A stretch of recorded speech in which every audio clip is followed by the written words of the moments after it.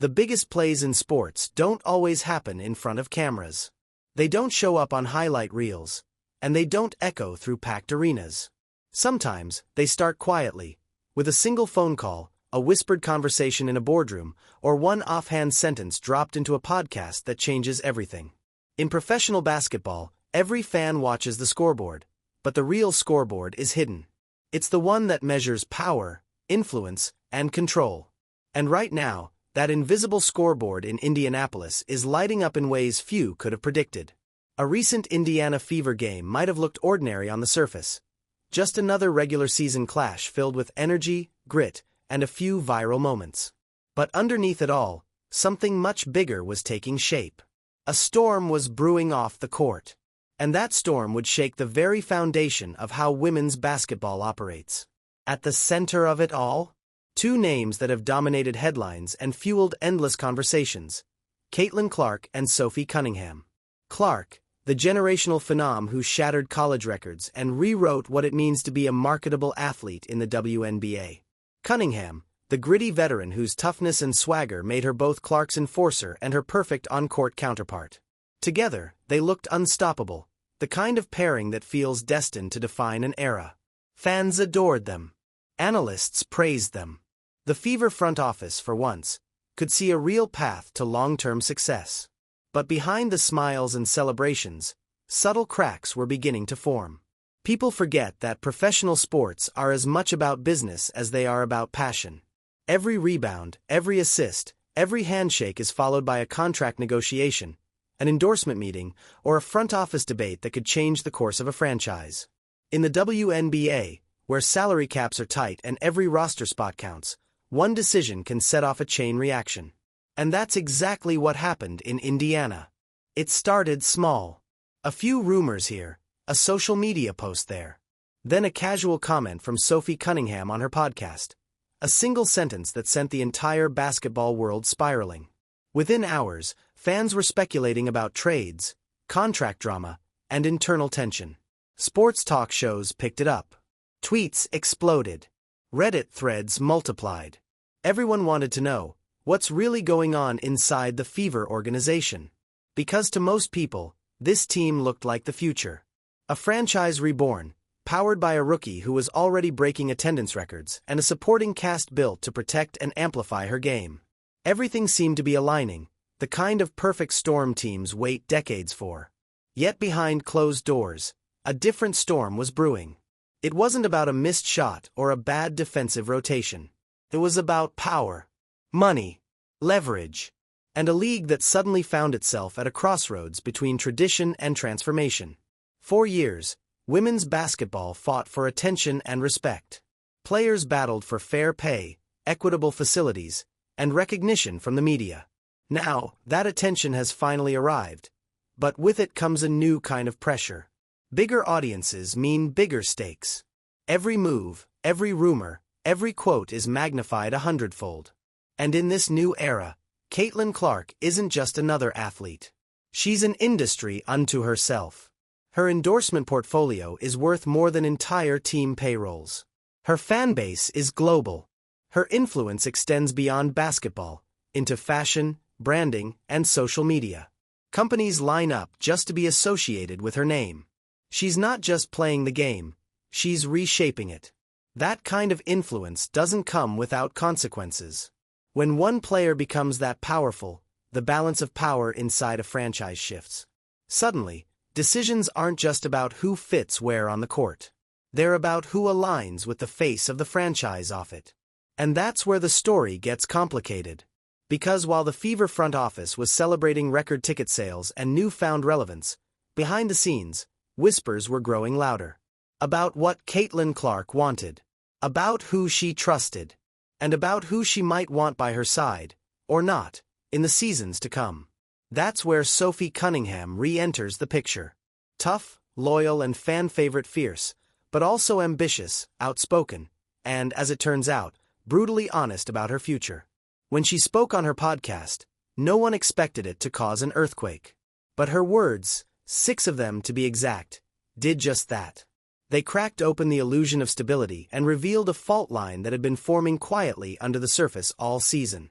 And once that fault line appeared, nothing looked the same again.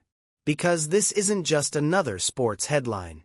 It's a case study in modern athlete empowerment, in how fame and finance collide, and how the WNBA's next great dynasty might be tested before it even truly begins. The Fever's story is no longer just about basketball. It's about who holds the real power, the players on the court, or the people behind the contracts. And as we dive deeper into this unfolding drama, one thing becomes clear. The biggest plays don't always happen under the lights. Sometimes, they start in the shadows. When Caitlin Clark stepped onto a WNBA court for the first time, the league changed overnight. Ticket prices skyrocketed. Jersey sales sold out in hours. Cameras followed her every step, from pre-game warm-ups to post-game pressers. Overnight, the Indiana Fever went from being a rebuilding franchise buried at the bottom of the standings to the most talked-about team in the sport. It wasn't just a basketball story, it was a cultural moment. Clark wasn't merely a rookie. She was a movement. The Fever, once lucky to fill half the seats in Gainbridge Fieldhouse, suddenly had fans camping outside just to get a glimpse of her shooting routine. Every arena she visited saw record attendance. Even teams that had spent years struggling for attention suddenly found themselves playing in front of packed crowds, because the Fever were in town. And it didn't stop there. Television ratings spiked. Social media blew up with highlights of her logo threes and no-look passes. ESPN, Bleacher Report, and every major outlet were running daily features on the Fever. Clark was everywhere. Magazine covers, commercials, even brand collaborations that blurred the line between athlete and celebrity. But behind the surge in fame and revenue, the Fever were walking a tightrope. Every franchise dreams of having a player who can single-handedly shift the economy of the league. But that power comes with a price. Once you have a generational star, every decision becomes more complicated. You're no longer building a team, you're building a brand ecosystem around one person.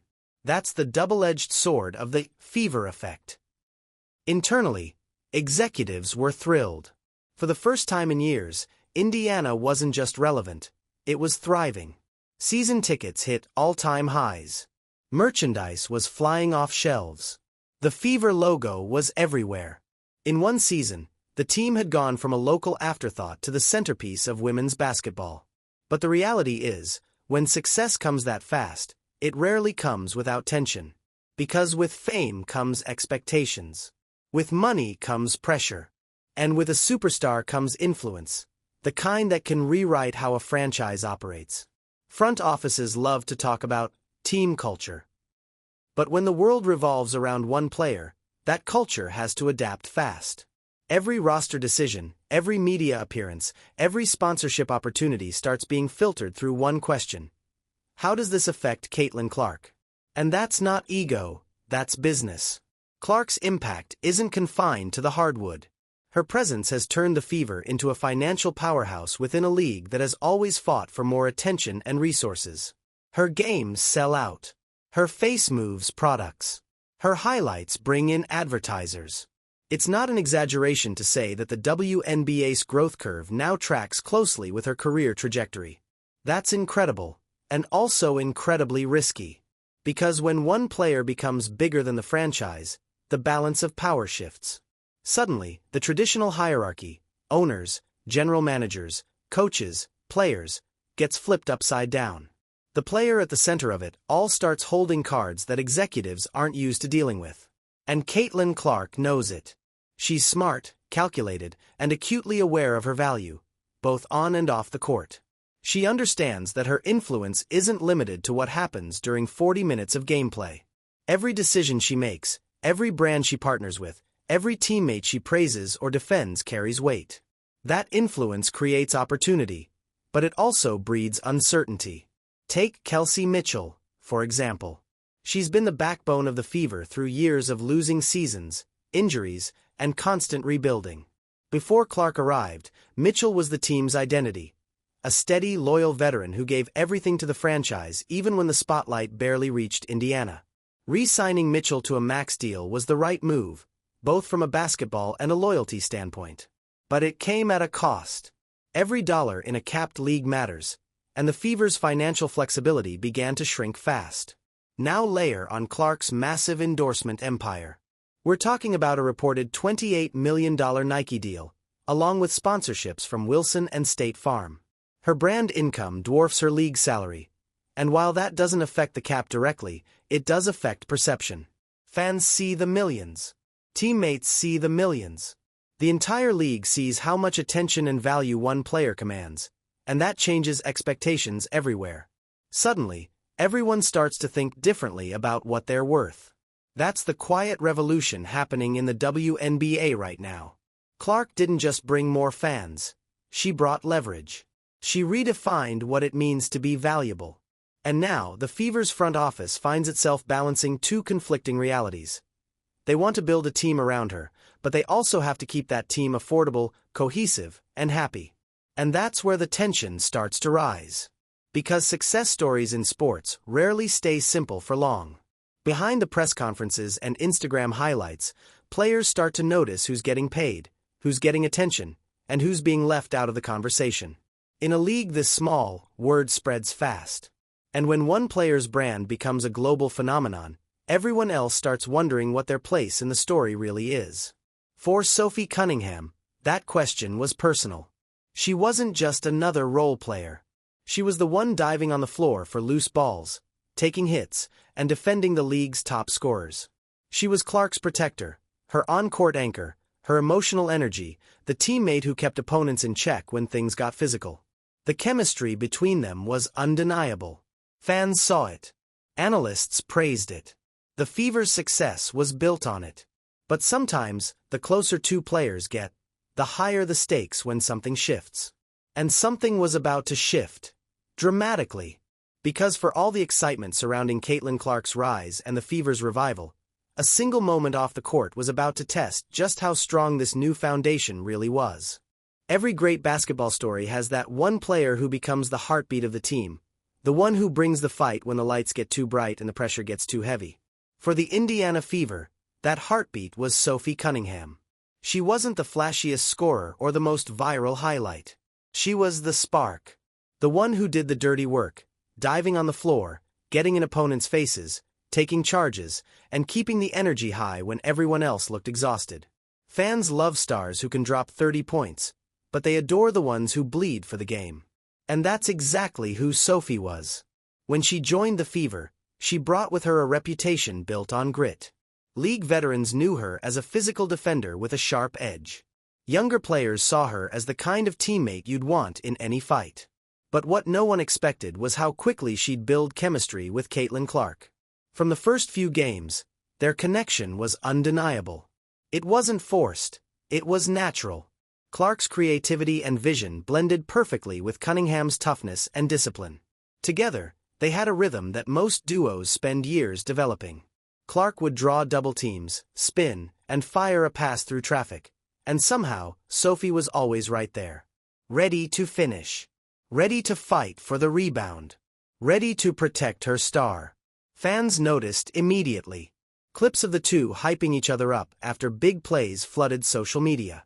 They became a highlight package of their own, a combination of flair and fire that gave Indiana its identity. The crowd would roar when Clark hit a deep three, but they'd roar just as loud when Sophie took a charge or ripped the ball away from an opposing guard. Soon, commentators started calling her Clark's enforcer, a term usually reserved for hockey players or old-school NBA bruisers. But in the WNBA, it fit her perfectly. She had that old-school energy, the kind that said, if you mess with my teammate, you mess with me. In a league that values finesse, Sophie brought ferocity. And that balance made the Fever dangerous. Off the court, she was just as magnetic. Funny, outspoken, and refreshingly real, she connected with fans in a way few players could. She didn't speak like a PR-trained athlete. She spoke like someone who still remembered the grind, who knew what it meant to fight for a spot, and who wasn't afraid to show emotion. Then, just when everything was clicking, it all stopped.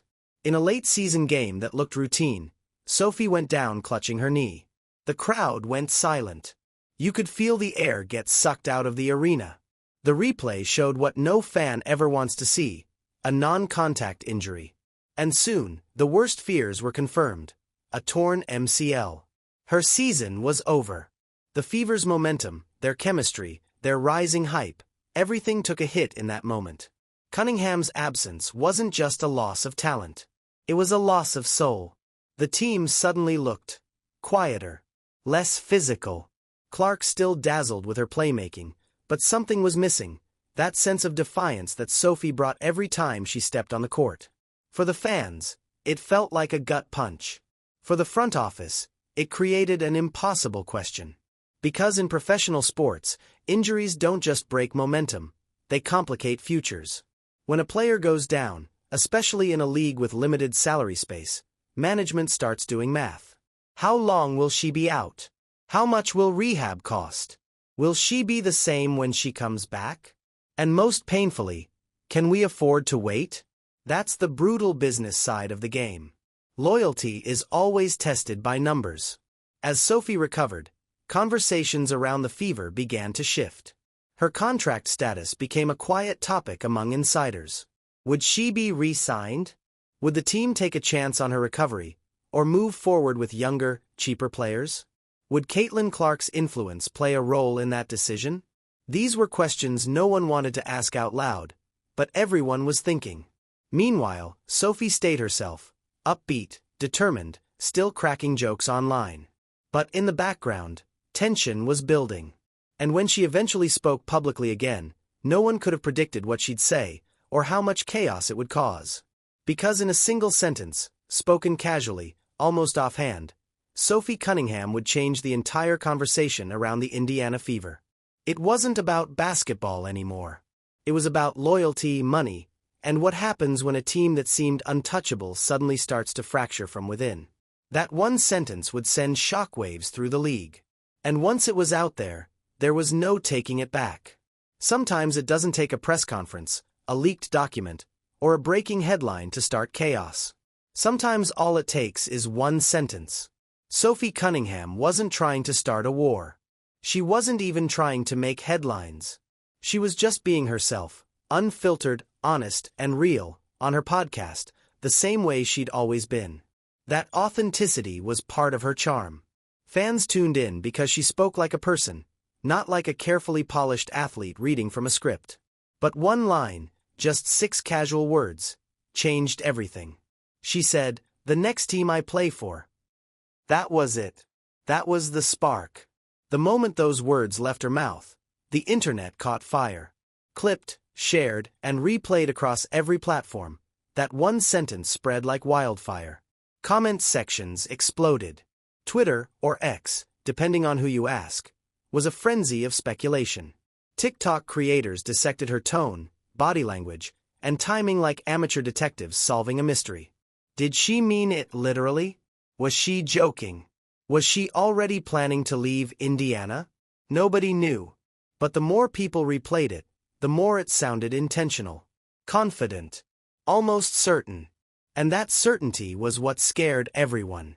Because just weeks earlier, the Fever had looked unstoppable, a team with chemistry, energy, and a growing sense of destiny. But that one line cracked the foundation. Fans who had been celebrating the rise of a new dynasty suddenly started asking if that dynasty was already over before it even began. In fairness to Sophie, the rest of her comment was completely reasonable. She was talking about wanting stability, wanting to buy a house, wanting a contract that gave her room to breathe, the kind of security every professional athlete dreams about but few in the WNBA actually get. That part of her statement got lost in the noise. The truth is, WNBA players have every right to fight for better contracts. Most of them make a fraction of what their NBA counterparts earn, even though they're dedicating the same time, the same energy, and the same level of sacrifice. Sophie's honesty about wanting financial comfort wasn't the problem. It was the way she said it. The next team I play for. It wasn't if. It wasn't wherever I end up. It wasn't with the Fever. It was the next team. Definitive. Inevitable. Final. That phrasing hit like a thunderclap. It sounded like a goodbye. And for a fan base that had already fallen in love with her intensity, that hurt. Within days, sports talk shows were calling it the most cryptic comment of the WNBA season. Analysts debated whether she was sending a message to management or simply speaking her truth. Theories exploded. Some said she was frustrated about her contract negotiations. Others suggested deeper tension inside the locker room. Meanwhile, the Fever's front office stayed silent. No official statement. No clarification. Just quiet. And that silence only made things worse. Because silence is fuel for speculation. Every hour without an explanation turned into a new rumor. Fans started connecting dots that might not even exist. And with the Fever now being one of the most watched teams in the league, thanks to Caitlin Clark's rising stardom, every whisper became national news. The question wasn't just whether Sophie Cunningham would leave. It was what her words meant for the team's chemistry, for Clark's leadership, and for the Fever's identity as a whole. And then, as social media dissected Sophie's comment, another layer of drama began to unfold, this time centered around Caitlin Clark herself.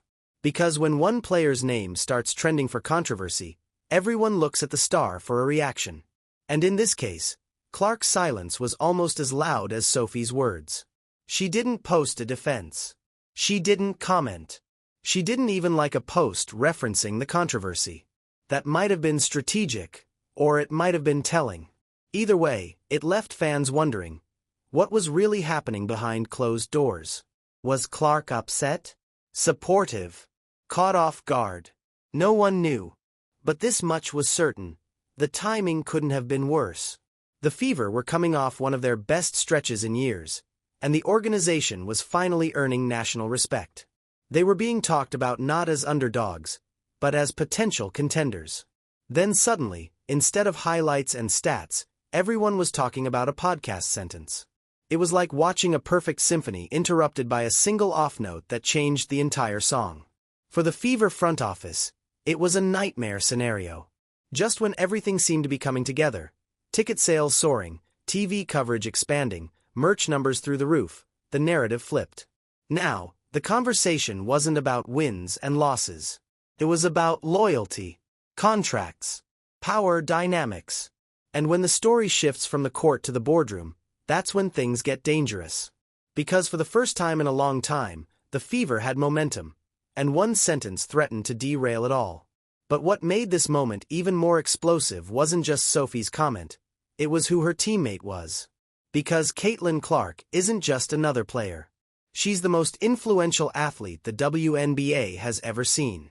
And as fans began speculating about Sophie's next move, others started whispering a much bigger question.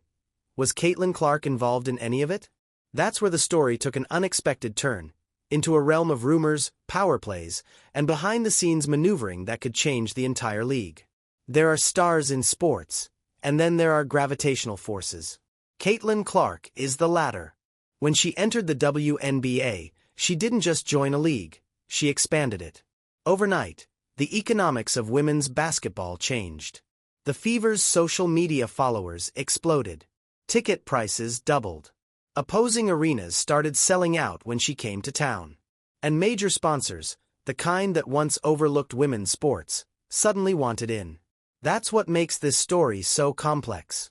Because when one player has the kind of reach that can shift entire markets, she also has the kind of power that can reshape the way teams do business. Clark isn't just a player anymore.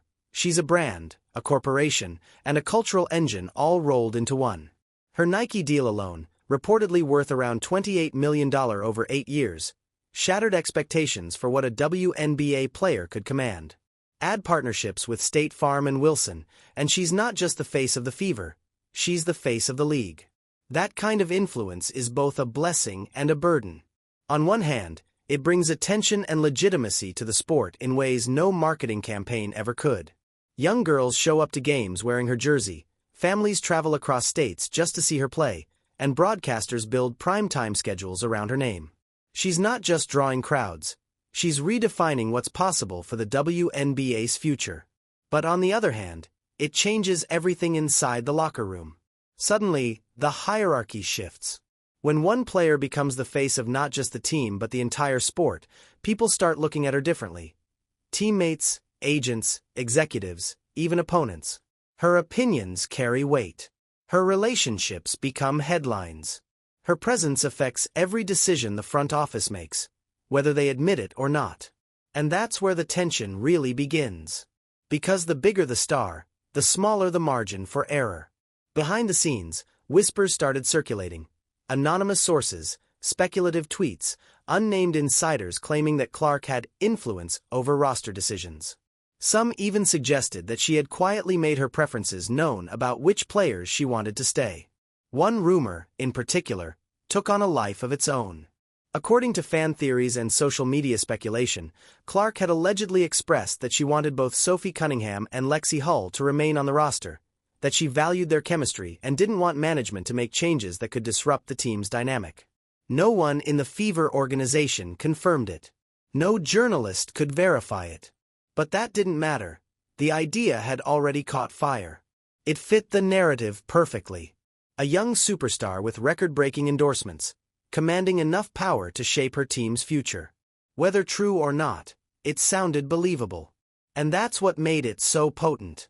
Because for the first time in WNBA history, the league had a player whose voice might actually rival that of ownership, and everyone knew it. That's the nature of influence. It doesn't have to be written in a contract. It just has to be felt. Executives might deny it, coaches might downplay it, but when a player's name can single-handedly boost TV ratings, fill arenas, and move merchandise, you don't ignore her preferences, even if they're never officially spoken. And in Caitlin Clark's case, those preferences carry the weight of millions of dollars. Her presence has turned the Fever into a business powerhouse. Ticket sales? Up by triple digits. Merchandise? Selling faster than the team can restock. Local businesses around Indianapolis are reporting record profits on game days. This isn't just basketball, it's an economic ecosystem orbiting around one player. So when fans started speculating that Clark had drawn a line in the sand, saying she wanted certain teammates kept, it didn't sound outrageous. It sounded like a natural evolution of her power. That's what makes this situation so volatile. If the rumors are true, then Clark is doing something unprecedented in WNBA history, exerting executive-level influence before even finishing her second season.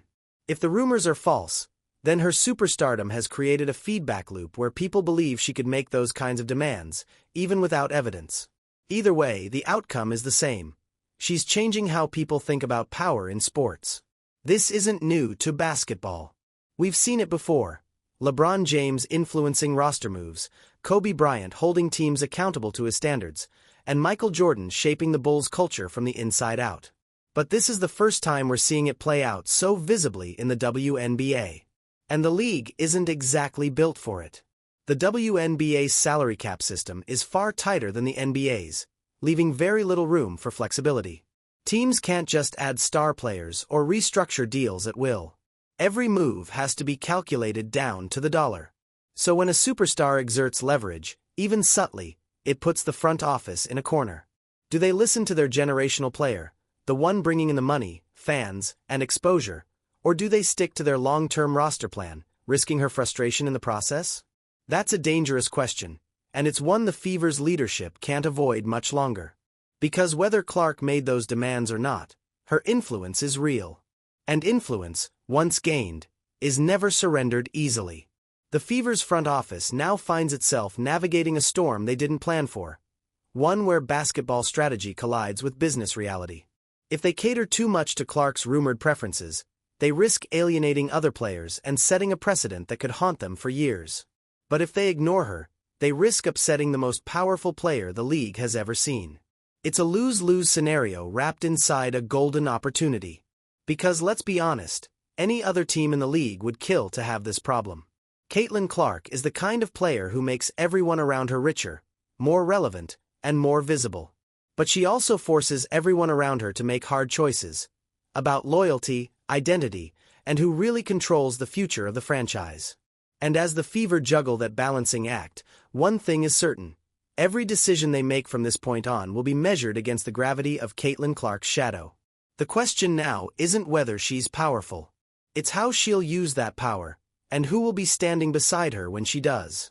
Every professional team eventually hits a wall, not on the court, but on the spreadsheet. No matter how talented a roster is, no matter how much hype surrounds it, the salary cap doesn't care. It doesn't bend for emotions, loyalty, or chemistry. It's cold math. And math always demands balance. For the Indiana Fever, that balance has never been harder to find. On one side of the equation, there's Kelsey Mitchell, the veteran guard who carried the franchise through its darkest years. She played when the arenas were half empty, when the media barely covered their games, and when hope felt like a rumor. Through all of it, she stayed. She showed up, performed, and represented the Fever with quiet consistency. She's not just another player, she's the team's anchor. Her leadership kept the locker room steady long before Caitlin Clark ever arrived. She earned respect the hard way, season after season. And when the Fever finally started winning, it was only right that she got rewarded. So the front office did the right thing. They re-signed her on a Supermax contract, the highest deal allowed under the WNBA's current structure. It was a message to everyone watching: loyalty still matters here. But loyalty has a price. A Supermax deal eats up a massive portion of the salary cap. And when you factor in the other contracts on the books, rookies, mid-level players, and veterans like Sophie Cunningham, suddenly, the room to maneuver shrinks fast. That's where the tension begins. Because no matter how much management wants to keep everyone happy, you can't pay everyone. The WNBA isn't built like the NBA. There are no luxury tax exceptions, no billion-dollar TV deals to fall back on, and no deep-pocketed ownership groups willing to throw endless money at the roster. Every decision has consequences. So the front office faces an impossible puzzle. If they prioritize their veteran star, they risk losing some of the younger players who've built strong chemistry with Clark. If they focus on Clark's preferred supporting cast, they risk alienating the veteran who's been the team's foundation.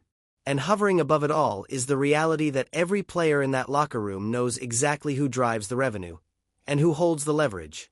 That's the unspoken truth about modern sports. Money follows attention.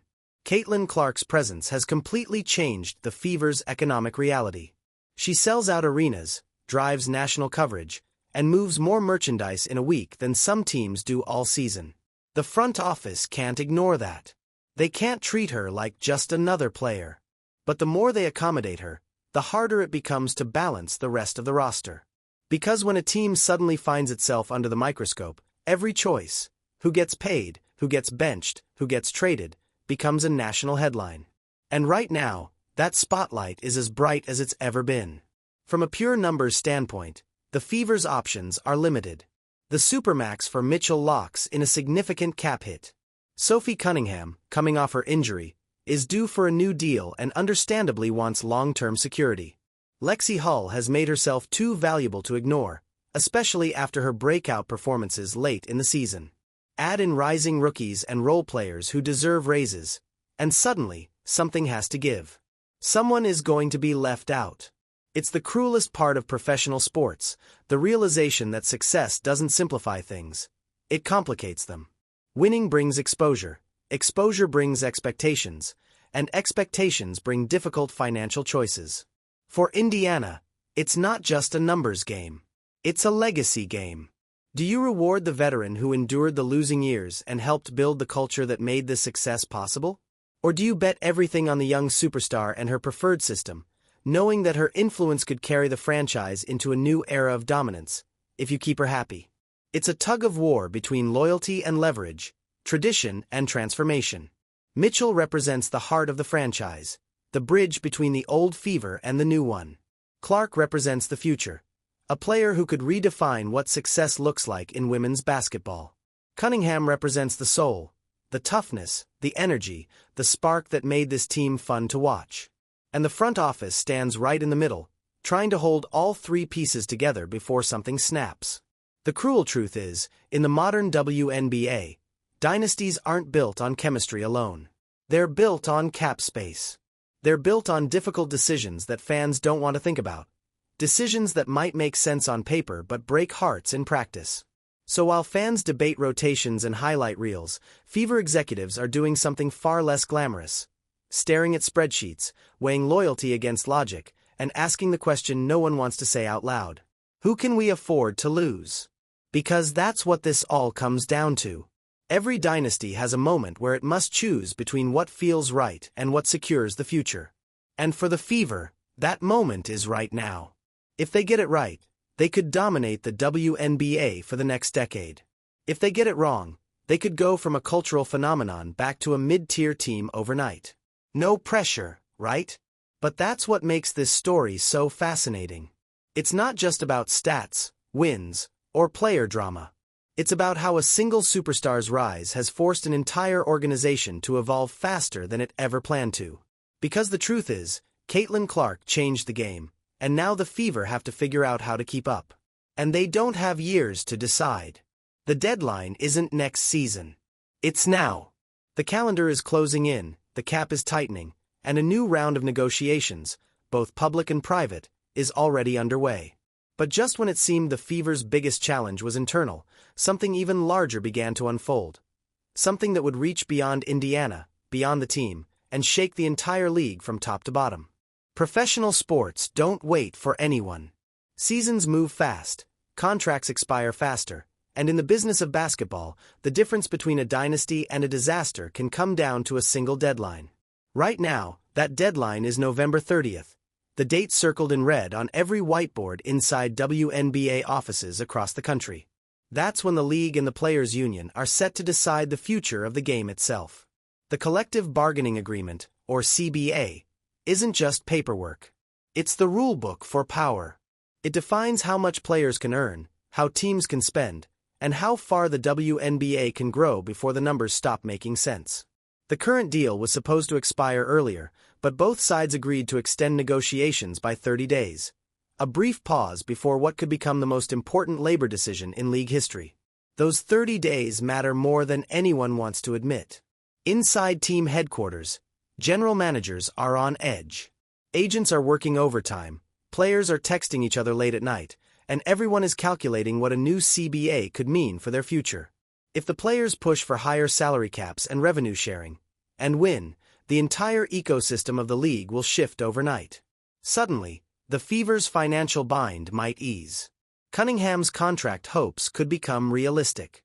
Mitchell's supermax might no longer feel restrictive. But if negotiations stall or the cap remains tight, the Fever could find themselves locked into the same corner they're in right now, forced to make impossible choices in a system that wasn't designed for a superstar economy. That's why this isn't just an Indiana problem. It's a WNBA moment. Every franchise is watching the Fever because they represent what the league could become. A team that sells out arenas, drives national conversation, and proves that women's basketball can be both entertaining and profitable. But success has exposed the system's limits. The money, the media, the fan interest, it's all grown faster than the league structure can handle. And Caitlin Clark is right in the middle of that collision. She's the living proof that the WNBA has outgrown its old rules. Her endorsement empire, her viral presence, her gravitational pull, none of it fits inside the box the league built years ago. So when she moves, the whole sport shifts with her. Every negotiation, every sponsorship, every headline is part of a bigger countdown. 30 days to rewrite the playbook. 30 days to decide whether the league keeps pace with its stars or forces them to find power in other ways. That's the real story hidden inside all the rumors about ultimatums and locker room tension. It's not just about who stays or goes in Indiana, it's about who controls the future of women's basketball. Because once that CBA ink dries, everything changes. If the players win a larger share of revenue, the league could enter a golden era. More money, longer careers, better contracts, and the end of the constant overseas off-season grind. If the owners hold firm, frustration will simmer. The best talents will still shine, but they'll do it inside a smaller box, forced to fit global-level stardom into a domestic-level budget. Either way, the clock is ticking. And for the Fever, those seconds feel louder than any buzzer. Every roster decision they make before that deal is finalized could either age perfectly, or blow up the moment the new rules arrive. That's what makes this moment so dangerous and so exciting. The entire league is standing on the edge of transformation, balancing tradition against revolution, spreadsheets against superstars. And Indiana, with its blend of loyalty, youth, and newfound celebrity, has become the test case for what happens next. If they find a way to balance it all, the money, the egos, the expectations, they could set the model for every other team that follows. If they stumble, the message will be clear. The old system can't survive the new spotlight. Either way, the countdown won't stop.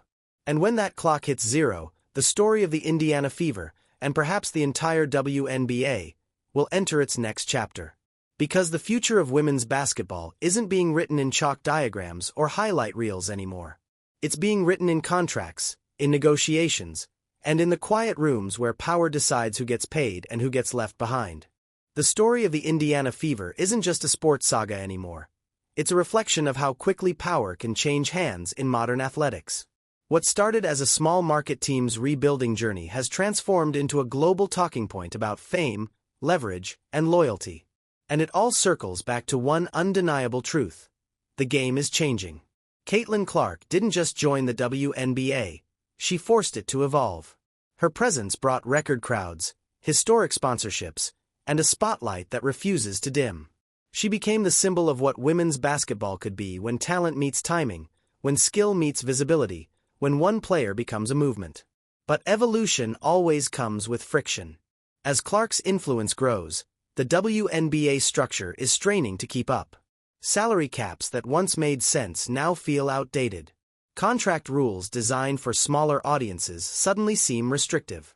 And players who once just wanted a seat at the table are now asking a bigger question. What if we own the table? That's the new era we're entering. One defined not by compliance, but by control. Sophie Cunningham's viral comment, whether intentional or not, cracked open a conversation that had been brewing for years. It wasn't really about her leaving Indiana. It was about something deeper. About how players value themselves. About how teams respond when loyalty meets business. About how authenticity in sports can sometimes ignite revolutions. Her honesty collided with Clark's superstardom, and together, they exposed the growing tension between tradition and transformation in women's basketball. The Fever, intentionally or not, have become the testing ground for the league's future.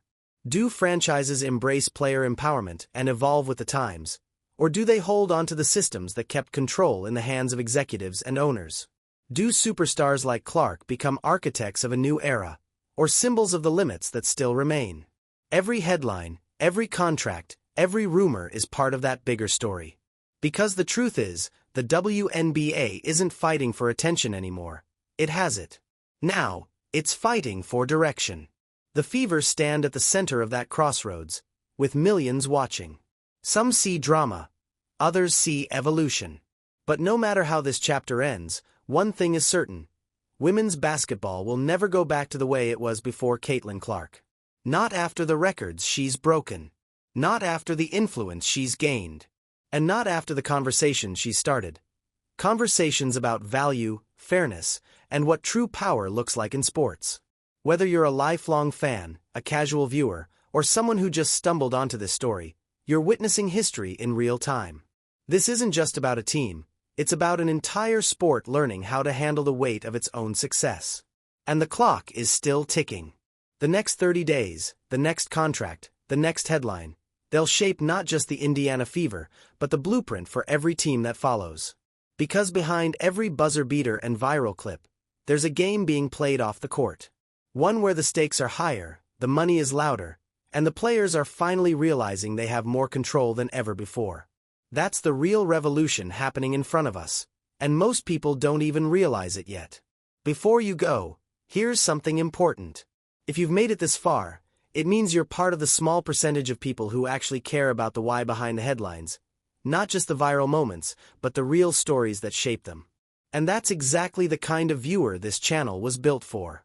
So if you want to stay ahead of the curve, to understand not just what happens in sports, but why it happens, make sure you subscribe right now. Hit the like button so YouTube knows you want to see more deep dive stories like this. Drop a comment down below and tell us what you think. Do players like Caitlin Clark deserve more say in how their teams are built? Or should front offices draw a hard line to protect team balance? Your comment might just become the starting point for our next video. Because this isn't just a sports story, it's the story of power, identity, and change. And this channel is here to tell it before anyone else does. So go ahead, subscribe, like, and join the conversation. Because the next chapter of the Caitlin Clark era, you won't want to miss it.